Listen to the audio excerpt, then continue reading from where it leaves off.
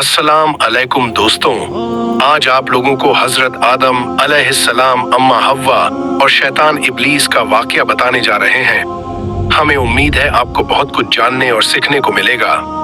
हजरत आदम एक मुद्दत तक अकेले जिंदगी बसर करते रहे, मगर अपनी जिंदगी और राहत व सुकून में एक वहशत और खला महसूस करते रहे थे और उनकी तबीयत और फितरत में किसी मुनिस व गमख्वार की याद नजर आती थी। चुनांचे अल्लाह ताला ने हजरत हव्वा को पैदा किया और हजरत आदम अपना हमदम और साथी पाकर बहुत खुश हुए और दिल में इत्मीनान महसूस किया। यह कुरानी नज़्म हव्वा की पैदाइश की तफसील नहीं बताती, इसलिए बातें हो सकती हैं। एक यह कि हव्वा हजरत आदम अलैहिस्सलाम की पसली से पैदा हुई हैं, जैसा कि मशहूर है और बाइबल में भी इसी तरह जिक्र किया गया है। दूसरे यह कि अल्लाह ने इंसानी नस्ल को इस तरह पैदा किया कि मर्द के साथ उसी की जिन्स से एक दूसरी मखलूक भी बनाई, जिसको औरत कहा जाता है और जो मर्द की जीवन साथी बनती है।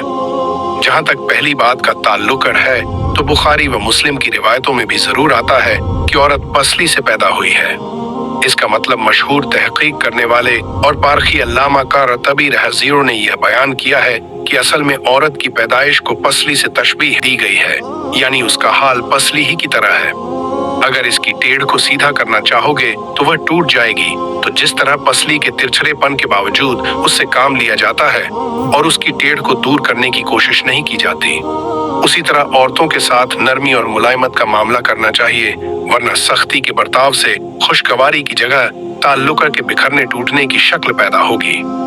मुख्तसर यह कि ऊपर की आयत की तफसीर में तहकीक करने वालों की राय उस दूसरी तफसीर की ओर माइल है, जिसका हासिल यह है कि कुरान अजीज सिर्फ हव्वा की तख्लीक शाह का जिक्र नहीं कर रहा है, बल्कि औरत की पैदाइश के बारे में यह हकीकत भी बताता कि वह भी मर्द ही की जिन्स से है और इसी तरह मखलूक हुई है। हजरत आदम व हव्वा को इजाजत थी कि वे जन्नत में रहें, सहें और उसकी हर चीज से फायदा उठाएं, मगर एक पेड़ को निशानजद करके बता दिया गया कि उसको न खाएं, बल्कि उसके पास तक न जाएं। अब इब्लीस को एक मौका हाथ आया और उसने हजरत आदम व हव्वा के दिल में यह वसवसा डाला कि यह पेड़ जन्नत का पेड़ है, इसका फल खाना जन्नत में हमेशा आराम व सुकून और अल्लाह का कुर्ब पाने की जमानत देता है, और कसमें खाकर उनको बताया कि मैं तुम्हारा खैर ख्वाह हूँ, दुश्मन नहीं हूँ। यह सुनकर हजरत आदम के इंसानी और बशरी ख्वास में सबसे पहले निस्यान यानी भूल चूक ने ज़ुहूर किया और यह भुला बैठे कि अल्लाह का यह हुक्म जरूरी था, न कि रब की ओर से कोई मशविरा। आखिरकार जन्नत के हमेशा क़ियाम और अल्लाह के कुर्ब के अज़म में लग्ज़िश पैदा कर दी और उन्होंने उस पेड़ का फल खा लिया।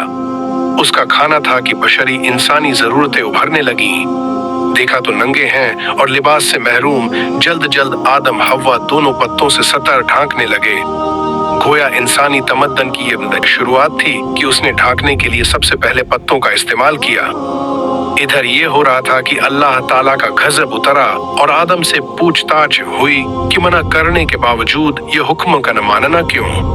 आदम आखिर आदम थे, अल्लाह के दरबार के मकबूल थे, इसलिए शैतान की तरह मुनाजरा नहीं किया और अपनी गलतियों को तावीलों के पर्दे में छुपाने की बेमतलब की कोशिश से बाज रहे। नदामत व शर्मसारी के साथ इकरार किया कि गलती जरूर हुई, लेकिन इसकी वजह सरकशी नहीं बल्कि इंसान होने के नाते भूल चूक इसकी वजह है, फिर भी गलती है। इसीलिए तौबा व इस्तिगफार करते हुए माफ कर दिए जाने की दरख्वास्त करता हूँ। अल्लाह ताला ने उनके इस उज्र को कबूल फरमाया और माफ कर दिया, मगर वक्त आ गया था कि हजरत आदम अल्लाह की जमीन पर खिलाफत का हक अदा करें। इसलिए हिकमत के तकाजे के तौर पर साथ ही यह फैसला सुनाया कि तुमको और तुम्हारी औलाद को एक तय वक्त तक जमीन पर क़याम करना होगा और तुम्हारा दुश्मन इब्लीस अदावत के अपने तमाम सामान के साथ वहाँ मौजूद रहेगा, और तुमको इस तरह मलकूती और ताकूती दो टकराने वाली ताकतों के दरमियान जिंदगी बसर करनी होगी। इसके बावजूद अगर तुम और तुम्हारी औलाद मुखलिस और सच्चे बंदे और सच्चे नायब साबित हुए तो तुम्हारा असल वतन जन्नत हमेशा की तरह तुम्हारी मिल्कियत में दे दिया जाएगा। इसीलिए तुम और हव्वा यहाँ से जाओ और मेरी जमीन पर बसो और अपनी मुकर्रर की हुई जिंदगी तक उबूदियत का हक अदा करते रहो। और इस तरह इंसानों के बाप और अल्लाह ताला के खलीफा आदम अलैहिस्सलाम ने जीवन साथी हजरत हव्वा के साथ अल्लाह की जमीन पर कदम रखा।